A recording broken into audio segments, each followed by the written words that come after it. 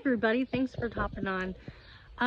So this is probably where we should start, and a video that everybody's probably wanting. Just a quick tour of Ruble Gardens. So we still work full-time. Honestly, it's 7:15 at night, and this is the first time that I'm even gonna step into the garden, so we'll see how this goes. We stick to cheap. We stick to things that don't take a lot of time to maintain. We've got 2 kids running around all the time, so this is what we've got. This is what works for us. Just want to share.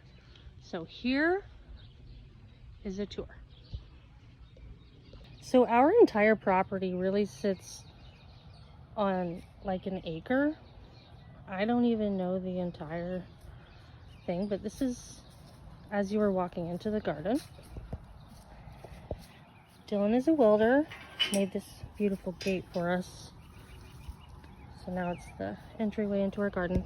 This is our cattle panel trellis. Video to come explaining all of this to you. So here we've got peas that are growing up. They're eventually going to go up the trellis. Over here we've got some squash that Dylan planted. Not sure on that. And then here's the lettuce. Last year I let it bolt. It went to seed. So this year we've got lettuce coming up the side of our raised bed here. And this side has potatoes. And then the other stuff is really cold weather crops that I did not get started soon enough. We are not pros, but I do have some good spinach coming in. Spinach, lettuce, and then our Brussels sprouts. Let's not even go there with them. Cold weather crops should have been started sooner in the year. We got a late start, so not really expecting a whole lot. This is broccoli. Yeah, so probably not gonna get much off of those, but you know, we are learning and adapting and, you know, fixing things every year as we go. So then as you come over here, we've got our green beans, sweet corn. At the base of our sweet corn, we're gonna have squash. And then furthest from us are the onions. So here is our green beans. They are coming up. Yeah, they are. Looking really good. Della and her cousin Rosalie planted those for us, and they're coming up real nice. We've got some corn coming up too. So there's some corn. I planted squash at the base. We've got that sprouting also. So on that mound, we've got squash coming out. And then our onions are also doing pretty well. These we bought from bulb.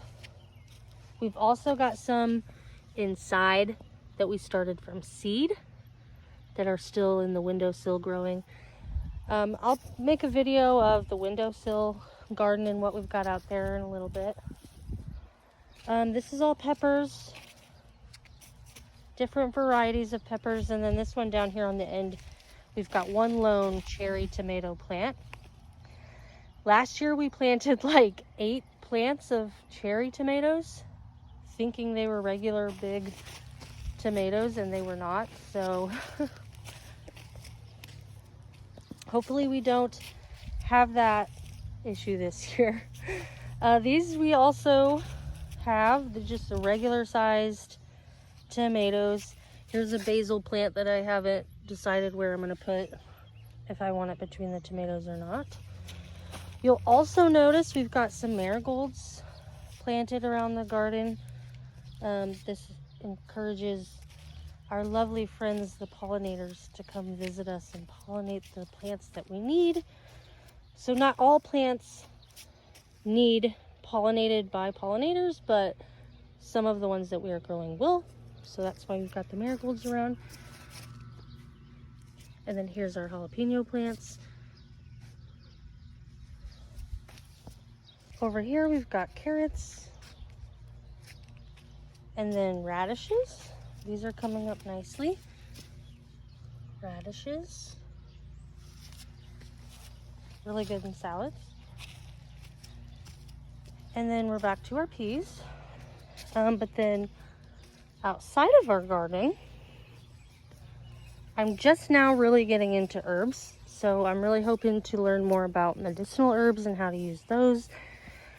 So I've just got some chickweed flowers out here, a couple raspberry bushes that I just planted earlier in the spring. So we don't expect to see those really do much for a couple of years. They'll grow and get bigger every year. And then here I've got some chamomile going. So that's just on the outside of our garden. You'll see I've got a horseradish plant in there for medicinal purposes. Haven't planted that one in the ground yet. Not sure where I want that yet.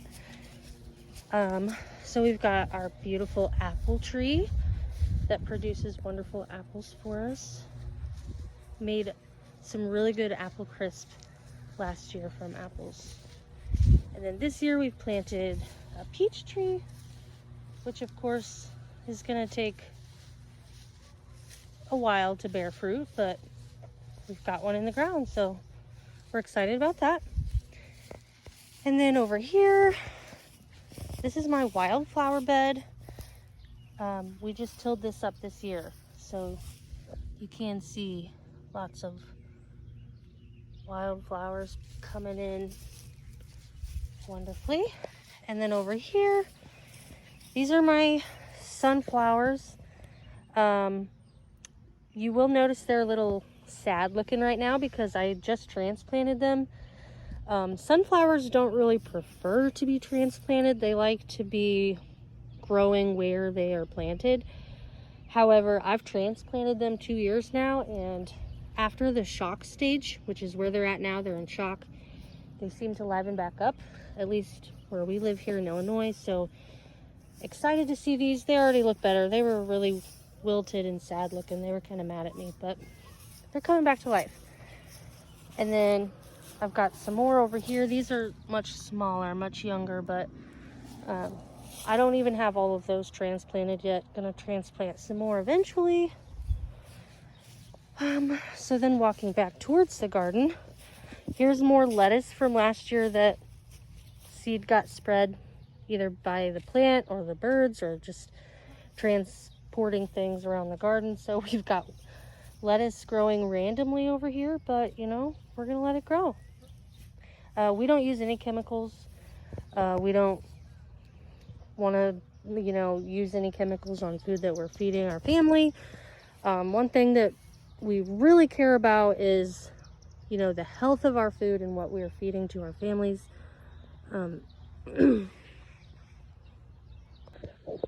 You know, you feel good when you go to the grocery store and you buy healthy foods. You know, you're buying tomatoes, bananas, peppers, you're feeling good. But even if it's labeled organic or whatever, there's still chemicals and things that are being used in foods, that's in the earth in those areas, that's just not healthy for anybody. So how does food get any fresher than growing it yourself, raising it yourself, picking it yourself? It's the best feeling to go out there and pick something and then take it exactly to where you need to cook it up exactly how you like it best, and then eat it. It's just, there's nothing better than that. It's so fulfilling, and that's why we are here trying to spread the word of how great it can be to have a garden and grow your own food. And it's fairly easy. So back here, we've got our compost pile. We are not compost experts yet, but we turn this over every now and then. It's got old stalks, leaves, dirt from old containers, all sorts of stuff in there. So at the base of all of the planters that I fill, I come over here and I get a little bit of dirt, fill that up so that I don't have to use as much potting soil to fill my plants with. So there's that. You'll notice that we've got sunflowers growing here too, which is interesting, and we will see how that goes in the future. Not gonna lie, I'm probably gonna dig them up and try and transplant them, but we'll see how that goes. Anyway, so this here is our garden. This is who we are. We're really proud of what we've done. This is our 3rd year gardening, so we are not experts, but we've learned a lot in 3 years, and last year we had a ton of food that we harvested. So we're excited for another year, and we know that it's possible for people like us, like you, to do this on your own. So thanks for joining in. Stay tuned for more content, but thanks for following along.